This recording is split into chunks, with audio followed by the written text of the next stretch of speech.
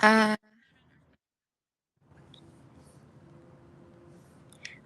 Assalamualaikum and good afternoon to Madam and my fellow friends. So today my group mates, which consists of Nur Amira, Mira Batrisha, Salsabe Kawima, Fatin Aina Shamimi and I Nurul Hanna will present our study titled Contrastive Analysis of Grammatical Structures in the English Movie Script Inside Out and Their Differences from Malay. So this study focuses on how differences between English and Malay grammar may cause difficulties for Malaysian learners when learning English as a second language. So let's dive deeper to the introduction. Uh, According to Lado 1957, contrastive analysis is a method used to compare two languages in order to identify their similarities and differences, especially those that may affect second language. In Malaysia, Malay is the national language while English is widely used as a second language. However, the grammatical system of these two languages are very different. For example, English verbs change according to tense and subject, while Malay verbs usually do not change and instead use time markers such as sudah, sedang and akan. English also requires the copula verb to be, but in Malay, this verb is often omitted. So because of these differences, Malaysian ESL learners often make grammatical errors, especially in tense, subject-verb agreement and the use of to be. Therefore, this study uses the movie script Inside Out as authentic data to analyze these grammatical differences using contrastive analysis. Moving on to the next slide. I will explain the background of this study. Every language has its own internal structure and grammatical system. So because of this, learning a second language can be challenging when the structure of the first language is very different. Contrastive analysis is used to compare two languages in order to identify where these differences occur. In this study, English is the target language while Malay is the source language. English has a more complex grammatical system, especially because it uses inflectional forms. For example, verbs in English change depending on tense and subject. On the other hand, Malay is mostly non-inflectional, which means the verb form usually stays the same. Because of these structural differences, Malaysian learners may transfer rules from Malay when speaking English, and this can lead to grammatical errors. This is why it is important to analyze the differences clearly using real language data. Next, I will explain the problem statement of this study. Many Malaysian ESL learners have difficulty using certain English grammar rules correctly. So one main reason is that Malay verbs do not change according to tense or subject agreements. So because of this, learners often make mistakes such as omitting the S in the third person singular verbs.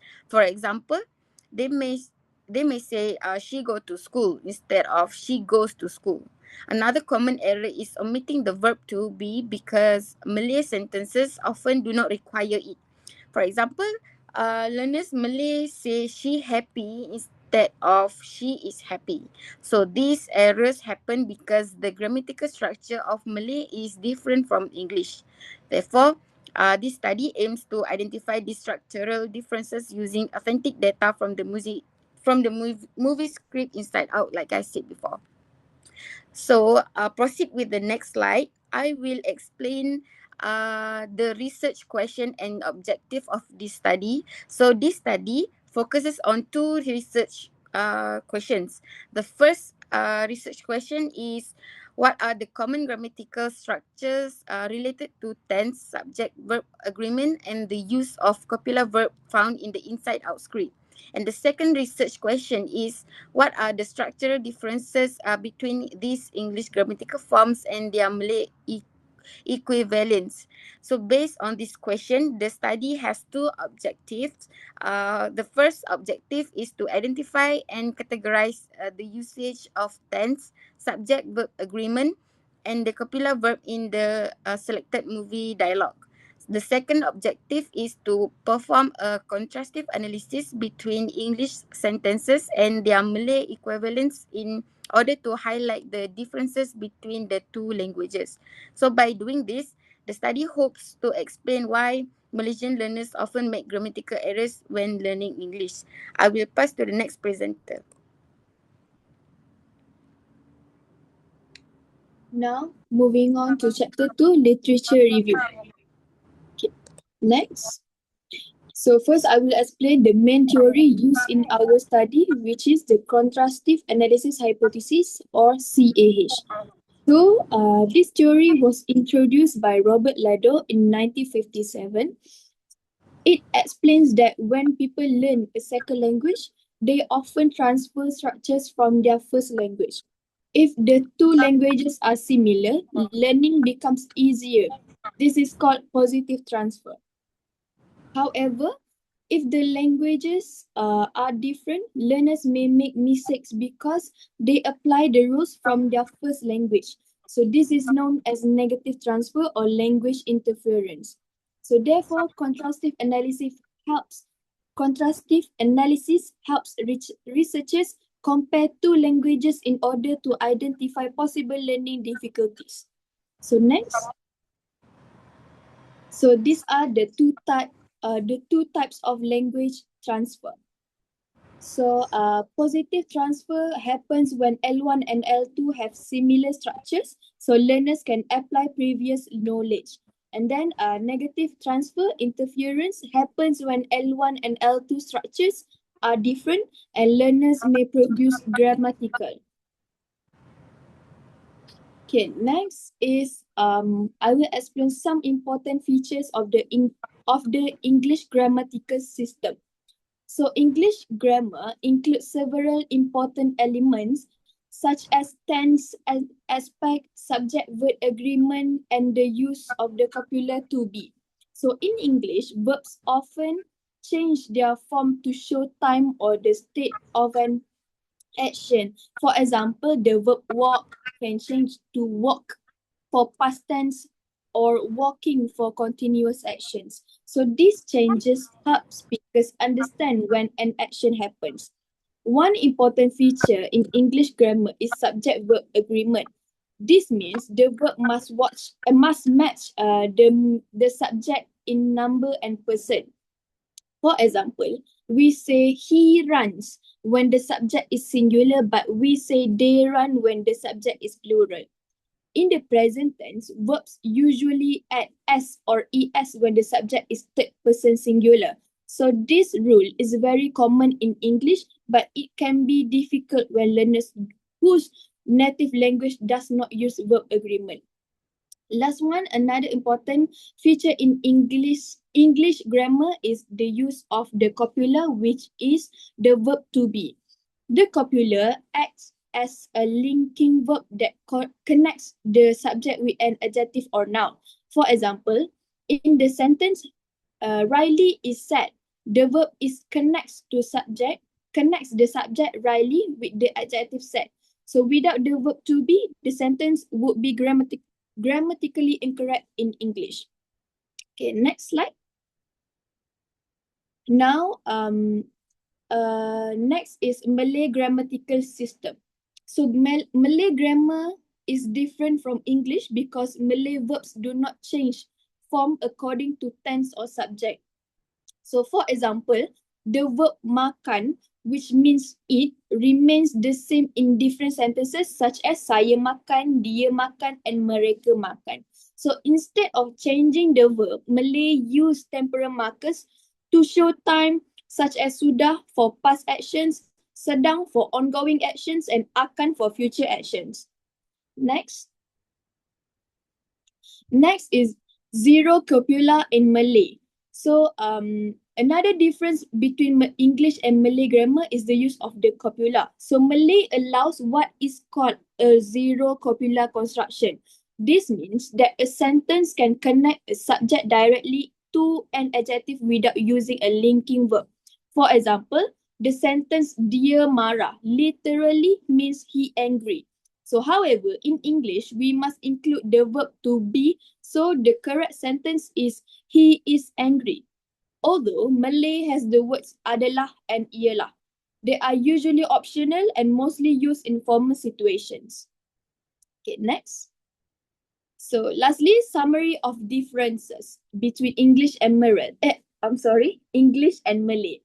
So English uses verb inflections to show tense, requires subject-verb agreement, and also requires copula to be in many sentences. So in contrast, Malay verbs do not change form. There is no subject-verb agreement, and Malay often allows sentences without a copula.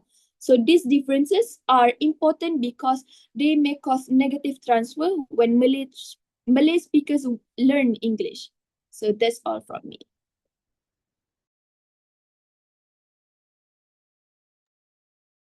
Okay, so now I will explain about chapter 3, which is methodology. So, for the first one, research design and framework. So, for our research, we adopt a qualitative descriptive framework, which we focuses on describing the nature of linguistic differences rather than numerical statistics. So, um, we use deductive approach, which is testing the contrastive analysis hypothesis, theory against real world data. And the framework we choose from Lado 1957, which is we use the strong version of contrastive analysis hypothesis to diagnose interlingual interference, which is from L1 to L2. So for the population and sampling, the population for this study is the complete 2015 screenplay of Inside Out. From this population, we use purposive sampling to extract 12 specific target sentences. We didn't pick this at random, but we chose them based on grammatical density, which is to ensure each sentence clearly demonstrate either a tense, subject-verb agreement, or copular structure that would challenge a Malay speaker. So next, next for the research content, which is the corpus. So the content of the research is unique because it uses an authentic movie script rather than sterilized textbook examples. Movie dialogue is rich in stative verbs and also emotional expressions. So this is crucial because it provides a high frequency of popular adjective structure, like I am sad, which is exactly where the structural gap between English and Malay is most prominent. So next, for our research instrument, our primary research instrument is a comparative linguistic matrix. We want to ensure the translation were accurate, so we use dynamic equivalence, which is this allow the Malay translation to remain natural and idiomatic. So if we use literal translation, we will hide the zero copula phenomenon, which is we are trying to study. So I also cross reference everything with Dewan Tata Bahasa to maintain standard linguistic benchmark. For the data collection procedure, we follow a three-phase workflow, which is the first one, we conduct a micro reading of the script to extract raw data. For the second phase, we choose categorization, also called tag, and we categorize the sentences into three linguistic bins based on their grammatical features. And for the third phase, we perform a translation audit to map out exactly how the English slot compare the Malay slot. So for the data analysis, we choose the Whitman model, which is content of four-step model, which is the first one is descriptions, which is we formally defining the English structure, and the second one is selection, which we choose specific points for comparison. The third step is mapping, which is the surface structure, which is English versus Malay. And the last one is prediction, which is we identify likely negative transfer error. For example, she said instead of she is said. So next, for the theoretical framework, we choose interference theory. Um, this theory suggests that our language one, which is Malay habits, interfere with our language to learning, which is English. So because Malay is an analytic language where verbs don't change, Malay speakers often view English inflections as logical noise. So this leads to negative transfer where the learner subconsciously applies Malay simplified structure to English sentences. So next. So the key takeaway of the interference theory, which is systematic errors, which mistakes are not random, which mean they are predictable results of the structural gap between the two languages, which is L1 and also L2. So next.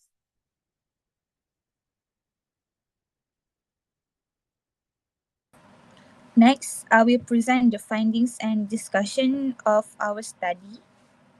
So the analysis is based on several examples from the script of the movie Inside Out. So in this section, we focuses on three main grammatical aspects, which are tense and aspect, subject verb agreement, and the use of the copula to be. So the purpose of analysis these examples is to identify the structural differences between English and Malay and to explain why Malaysian ESL learners may experience difficulties when learning English grammar.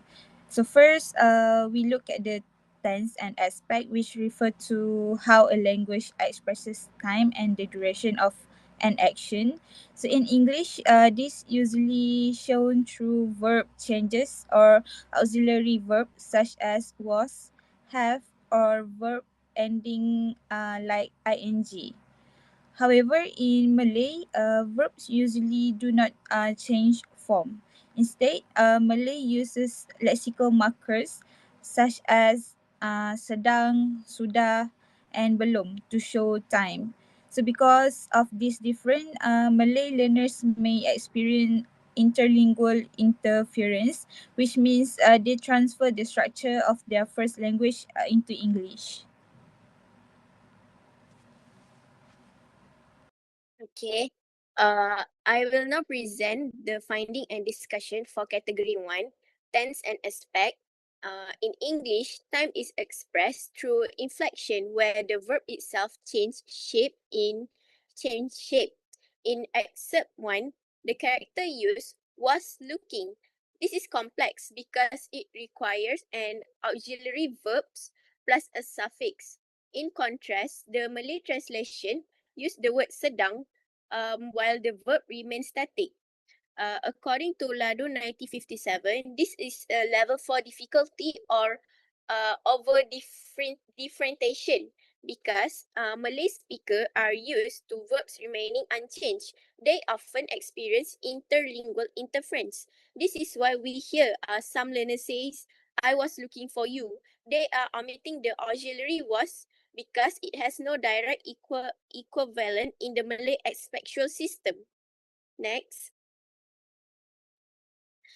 In excerpt 2, she took it. We see the English irregular past tense. Zulkifli and Sulaiman 2020 note that English verbs are unstable for Malay learners because they are constantly changing form. In contrastive analysis, this is a divergent relationship. Malay use one invariant word, ambil, while English force a choice between multiple forms. This leads to a negative transfer. A Malay student's brain is wired for simplicity. They keep the verb in its base form, not out carelessness, because they are applying the stable logic of Malay grammar to English. Next. The third example is the sentence they haven't arrived yet. So in English, this sentence uses the present perfect negative, which contains three parts, which is the auxiliary verb have, the negative word no, and the past participle arrive. So however, in Malay, the meaning can be expressed much more simply using just one word, which is belum, as in mereka belum sampai. So this example shows that English often uses more complex grammatical structures, while Malay tends to use lexical markers instead of changing verb forms. And the fourth example is the sentence "the move has been hard." So in English, the phrase has been uh, connects the past and the present, showing that the situation started earlier and it is still continuing now. However, in Malay, the sentence would usually focus more on the result or state of the event, such as perpindahan itu sudah sukar. So this shows an important different between the two languages. English tends to focus on time and duration, while Malay tends to focus more on the final state or result. Next. The second grammatical aspect analyzed in this study is subject-verb agreement or SVA. So in English, the verb must agree with the subject, especially in the third person singular form. For example, in the sentence, she loves her parents. So the verb love must change to the love with the s ending. However, in Malay, verb do not change according to the subject. For example, dia sayang ibu bapanya uses the same verb form because Malay verbs remain the same.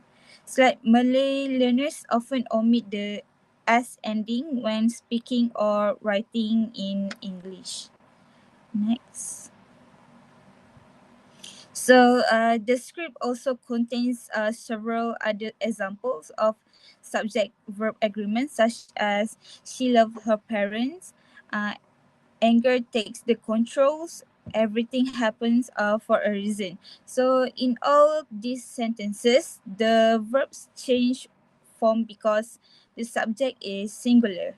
And for Malay learners, this can be confusing because in Malay, the verb usually stays the same regardless of the subject. Next. So overall, the findings show a clear structural difference between the two languages. So in English, verbs must follow grammatical concord, meaning they must match the subject. So in contrast, Malay uses a zero inflection system where the verb does not change at all. So because of this difference, Malay learners often produce sentences like she loved her parents. Everything happened for a reason. So these errors are not simply careless, but they actually happen because learners are influenced by the structure of their first language. So that is all from me. Okay. Moving on to category 3. Okay, so we look at the category 3, copula to be. This is arguably the most frequent site of error for Malaysian learner. In English, is, am, and are mandatory syntactic requirement. However, in Malay or Bahasa Melayu, we have the zero copula.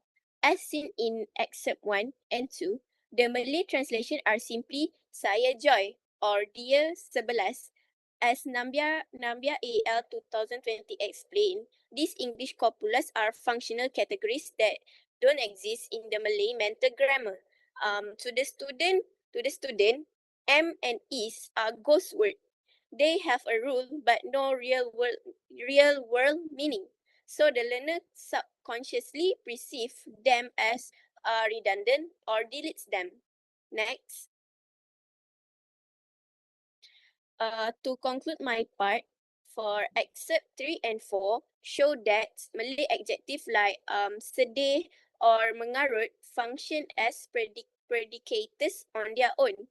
Che Musa 2019 notes that when the language 1 is more economical, the complex rules of the language 2 are often ignored. our analysis of the inside-out script confirmed that these errors are not random. They are systematic reflection of the logical distance between an Austronesian language and an Indo-European one. Next. Okay, that's all from our group. Thank you.